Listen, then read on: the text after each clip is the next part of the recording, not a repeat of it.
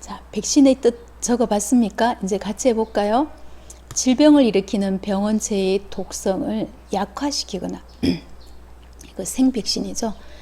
비활성 상태로 사백신이죠. 독성 만든 것 됐습니다.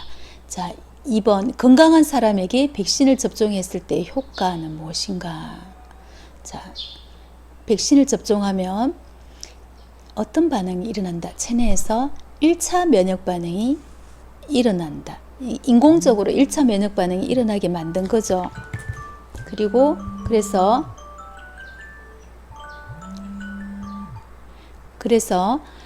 소량의 항체랑 기억세포가 생성되게 하는 효과가 있다. 그런데 이걸로 딱 끝내면 안 돼요. 그래서 어떻게 된단 말이지? 그래서 이후에 실제로 병원체가 체내에 침입하더라도 기억세포의 작용으로 2차 면역 반응이 일어나게 해서 항체가 다량으로 빠르게 생성되어서 병을 앓지 않고 이겨낼 수 있게 한다. 그죠? 이런 효과가 있다. 자, 그러면 여러분 이렇게 적었습니까? 좋아요. 자, 그러면 질병에 따라 각각 예방접종을 하는 이유를 추론해 보자라고 했는데 예를 들어서 풍진이나 홍역은 증상이 비슷한데도 예방접종 각각 따로 해요.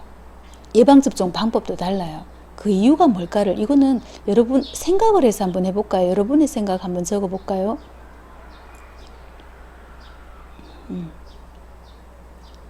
어떻게 적었습니까?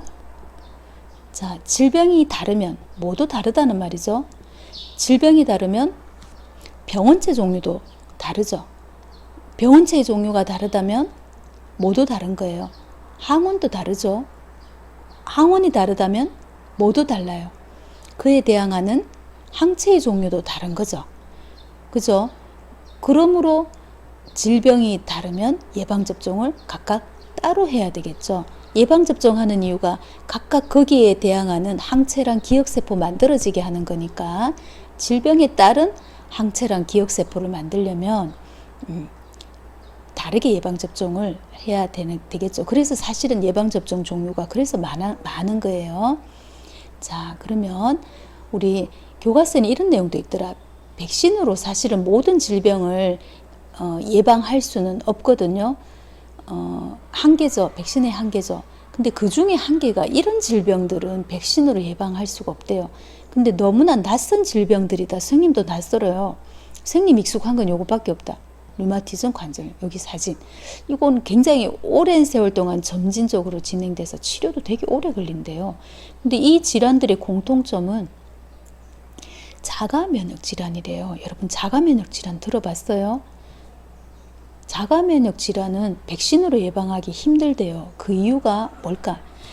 그 백신이라는 거는 나한테 항원을 넣어주는 거잖아요. 항원은 이물질이잖아요. 근데 자가면역 질환은 면역체가 외부의 병원체가 아닌 자신의 세포를 이물질이라고 판단하고 공격해서 파괴를 한대요.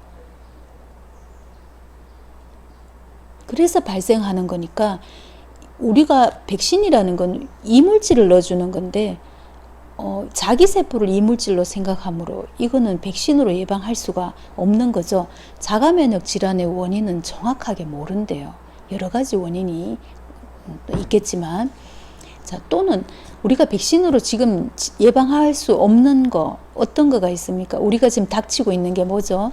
바로 코로나죠. 코로나 백신 만들기 힘든 이유가 뭘까요? 그렇지. 변이가 너무나 빨리 일어나는 거예요. 또 변이가 많이 일어나서 아직까지도 예방할 수 없는 것이 바로 또 에이즈죠. 에이즈도 변이가 많이 일어나요. 독감도 사실은 마찬가지예요. 변이가 많이 일어나니까 해마다 예방접종을 하는 거죠.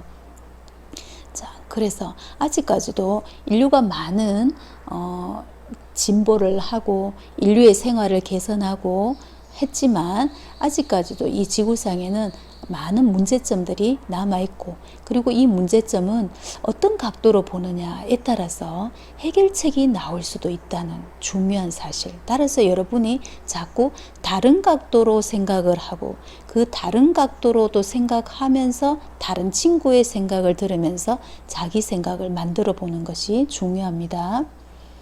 자, 그러면 이제 이 면역에 대한 것을 좀 다른 각도로 우리 문제에 적용해서 한번 해보도록 합시다.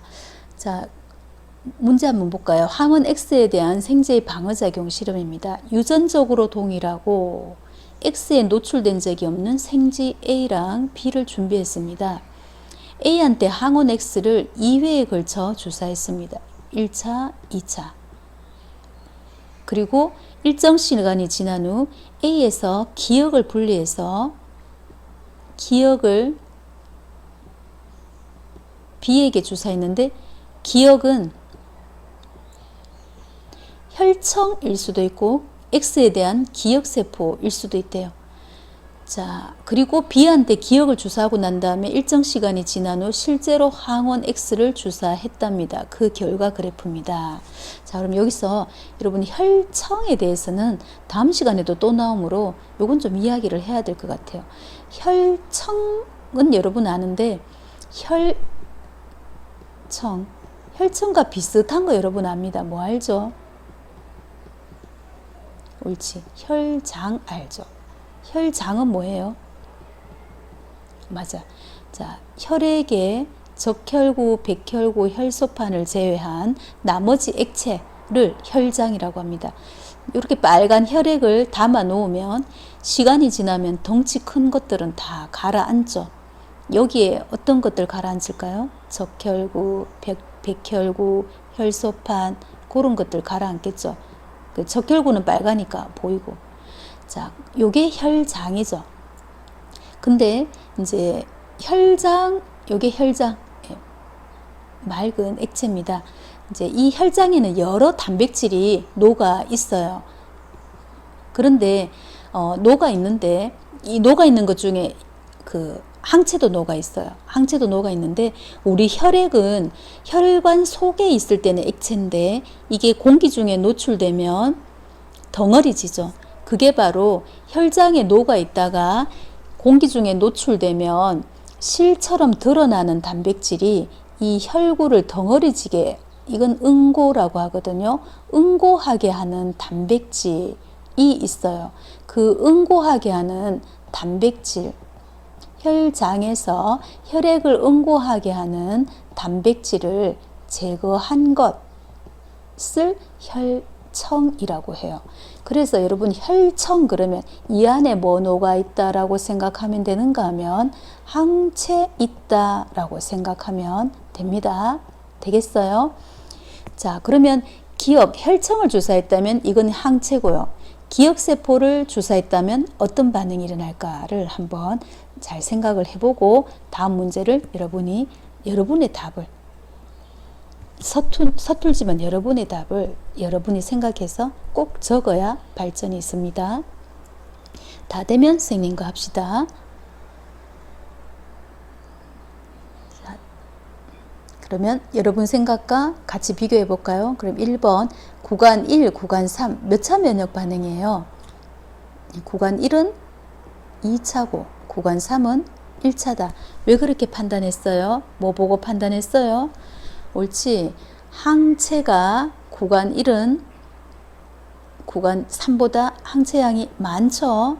항체량이 많고, 또는 어떻게 또 추가되어 있습니까? 옳지. 구간 1은 항원이 들어가고 난 다음에 항체가 즉시 형성되는 것을 볼 수 있는데, 근데 구간 3은 항원이 들어가고 한참 있다가 항체가 생기죠. 그래서 구간 1이 2차고 구간 3이 1차인 이유가 항체가 얼마나 많이, 얼마나 빨리 형성되는가를 근거로 설명을 여러분이 했죠. 자, 그 다음에 여러분 요 문제를 먼저 봅시다. 기억은 무엇일까? 그렇게 판단한 이유. 기억은 기억세포입니까? 만약에 기억이 기억세포라면 실제로 항원 X가 들어갔을 때 몇 차 면역 반응이 일어나야 돼요? 2차 면역 반응이 일어나야 되는데 1차 면역 반응이 일어났으므로 기억은